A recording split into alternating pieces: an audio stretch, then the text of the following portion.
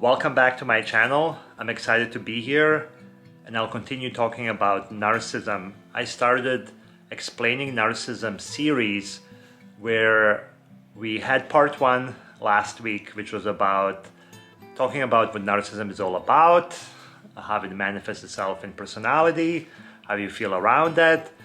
Today we're going to talk about the narcissistic relationship pattern and the cycle that occur in every narcissistic relationship. And that is the cycle of love bombing, devaluing, and discarding. If you've ever been in a narcissistic relationship, or maybe you're in one right now, you will find yourself in these patterns. So let's dive right into it. Let's start when everything gets started in this relationship. It's the beginning phase, it's activation, it's a good old love bombing. This is the part where you meet this potential partner that feels like you just met your soulmate. It feels there's a lot of excitement, there is a lot of compliments, excessive flattery. You're amazing, you're the best thing that happened to me, you're the most handsome, the most pretty, the most this and that. So there's a lot of complimenting happening in this phase. Your partner is constantly available, they're very tentative to you. This is the part where you're getting put on the pedestal. In the same time, this is where you get in trouble because this part feels so great, you get hooked on it. And in this part, there is a lot of sharing. You feel really good about this connection. It feels almost too good to be true. And you tend to share a lot of things about yourself because your partner tends to be interested to hear from you, but it's not for the same reason that you think. This is a data collection phase for a narcissist, and what they're doing is they are introducing you to craving their attention, their affection, their compliments, and everything else that they will take away from you in the next phase. In this phase, they tend to also try to mirror you. So if they find out, what are you into? If you tell them you're into cooking, they'll be into cooking too. If you tell them you like to be outdoors, they're going to be outdoors, too. And then later you'll find out that they're not really into it. They never have been. It was just a trick to get you in. So this phase of putting you on a pedestal typically moves really quickly. And one thing that doesn't happen in this phase a lot is probably you checking in with yourself and discerning and asking, hey, is this moving too quickly? Did I give this person so much space already while I don't even know them? And you get messages from your friends saying like, come on, you just met this person, like they seem really into you. Like, why do you always self-sabotage yourself? Why are you always so skeptical? So you tend to ignore slowing down in this phase. So things just move really quickly, and it's intense, it's exciting, it feels really good, and why not? So this phase lasts anywhere from a few weeks to several months. Eventually, narcissists have a really hard time keeping on that mask on. So mask will fall off at some point, and they also are strategically waiting for you to be hooked on their and to be addicted to their affection and attention and everything else, so then they can start the next phase with you that will be completely opposite and will be falling off that pedestal that you've been put on at the beginning. So this is about love bombing. Feel free to share what your love bombing experience has been. How did you get hooked on? And if you like this, please hit like, share, subscribe, comment something, share a video. I really appreciate it. Thank you. So in this first phase, you feel that you can't get enough of this person. Things feel too good to be true. There's this sense of trust and sharing, and you feel like things are moving in a really good direction, and you let your guard down. So once you let your guard down, that's exactly when narcissist enters into the second phase that is called devaluing. So it's a process of you getting off that pedestal, and it does kind of happen exactly once you let your guard down. So and they are paying attention to that, and that's when you're really opening up to them, you're really sharing your secrets. You got into this compliments, craving, attention, good mornings, good evenings, kisses all the time, and then one day they started something really subtle, just to let you know, like that, things are changing, and you will feel this. And it can start very, very subtle, like they say a joke, or they say something you don't like, and they say like, oh, I'm just joking. And they start withholding affection. So as they were tentative before, they start pulling back. They start not texting you as much. There's less emojis. There is something different that feels here, and you feel it because you're so hooked on, I want more and more and more and more here. Here is where it kind of is the turning point where things become different. And welcome to devaluing phase. In the valuing phase, the narcissist will basically start seeing you as a human being that has the flaws. And because if you remember, the narcissists are after supply. In that first phase, you're a very attractive supply. There's something that you have that they want. You are affectionate, you have empathy, you're good looking, you are successful. There's something there that's like making them look good, and that's a supply to them.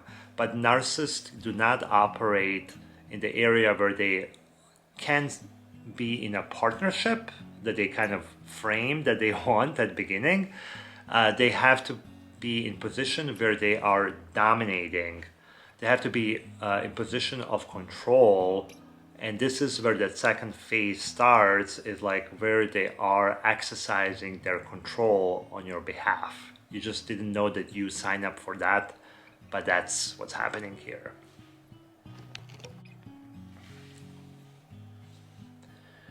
So in the valuing state, narcissist is trying to frame the reality where they look great and you look like there's something wrong with you. And they do that by creating this unstable environment that you will eventually react to. So that's where they get you, like in gaslighting, how they do, like how in the movie they did like with a flickering light, and then when the wife noticed it, the husband told her that something is off with her, that she's delusional. So in this phase, they're kind of putting on like more and more jokes on your behalf, or they say something mean, and you react to it internally like, oh my God, this was just a joke, and you're so sensitive. Or they'll give you like passive aggressive comments, or again, they start withholding affection, withholding attention, withholding sex. So they're definitely taking away things from you, and they're creating the environment where you're going to react. And when you do and you confront them, their comeback with that is to gaslight you, to say like, see, look at yourself, look at how you're reacting to this is your fault, and that's so that you go into the place of self-doubt, they feel like they're in control and you're the weak one. Something's wrong with you. So they'll create this constant instability to put you in that state. And eventually you may start to retaliate because it doesn't really feel good. And when they sense that, they're sneaky. When they sense something like that, they're gonna throw you a little breadcrumb. So they'll throw you a little affection from before to remind you, hey, remember how things were at the beginning?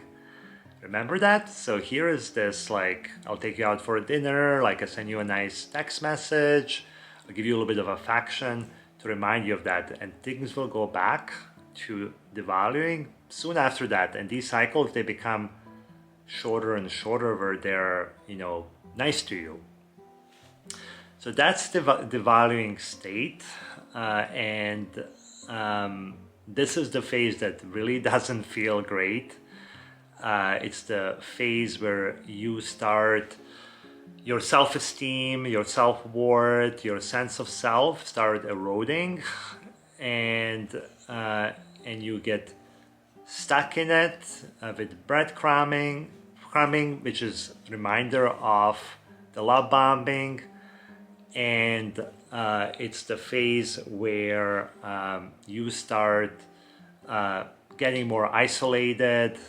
They also like to isolate you from your friends or your support, and they'll do things like make it look like it's a choice. You're either hanging out with me or your friends, and if you hang out with your friends, that means like a binary choice. That means that you are not into me, and then slowly they start isolating you from your support. In the devaluing state as well, they may show you their rage. They get angry and they rage at things. And the confrontation with narcissists, they feel so uncomfortable because they gaslight you. And so you start to walk on the eggshells because you try not to cause a friction, and most likely is that you don't like friction to begin with. So you're constantly walking on eggshells, which doesn't feel very safe. And the other thing that they do that's really, really messed up is that they'll try projecting things on you that they're doing. Like, if they're cheating, they're gonna accuse you of cheating. Like, they're lying, but they're gonna accuse you of lying. And they'll start to justify that, and they'll start to believe their own lies. Because why that happens? Because we talked about narcissism is all about protecting that big lie, and that big lie is that they're great when they're actually not. Like, inside, they're a fragile, insecure human being, and they're creating this reality that looks like you're that, but that's actually them.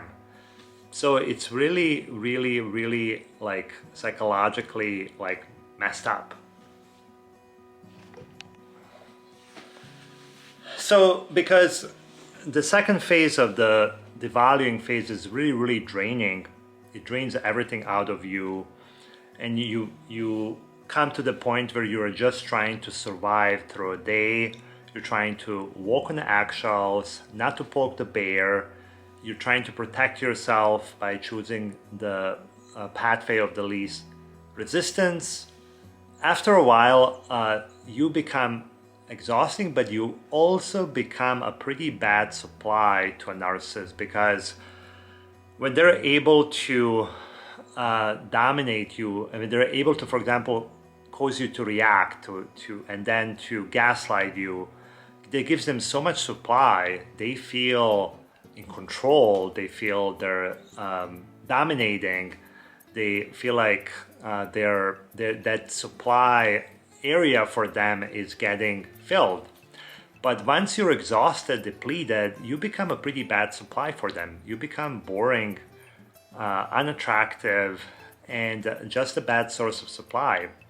Narcissists do not like investing in relationships So what they will do, you're gonna enter in discarding phase where they will discard you.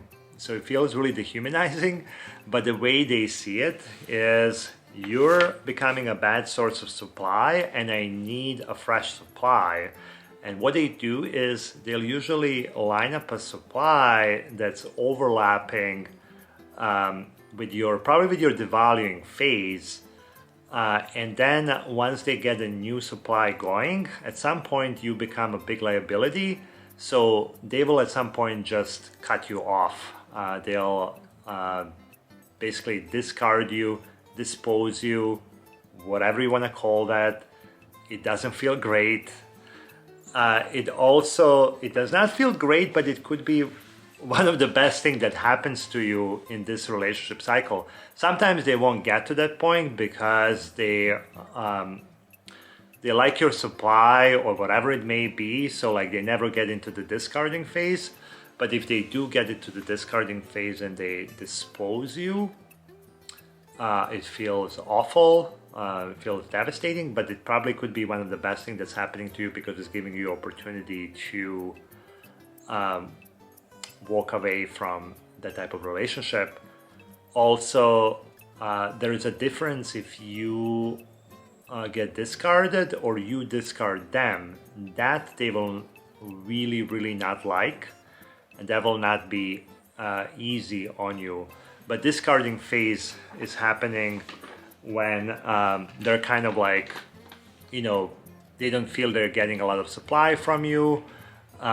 You are tired, you are depleted, they kind of suck your soul out. So they're looking for a new thing. So and they're like a child with a toy. They love novelties. You know, just like any child with a toy can play with a toy for too long, they're going to be looking for new toys. So they need fresh supply, and yeah, at some point you'll be discarded. So that's the cycle. The other thing too is, like, you know, which we will talk about in the other videos, this cycle too can repeat itself, and but usually it goes like that because narcissists do not thrive off stable environment. They thrive off chaos, these instabilities where they kind of create the environment where you react, where they can gaslight you, that they can devalue you. That's kind of what they feed off. So eventually they can't keep that mask on at the beginning. They'll take off that mask, and that is really what's under the mask. So that's it for this video. I hope that you enjoyed this content. We will continue in explaining narcissism with another topic next week. Thank you.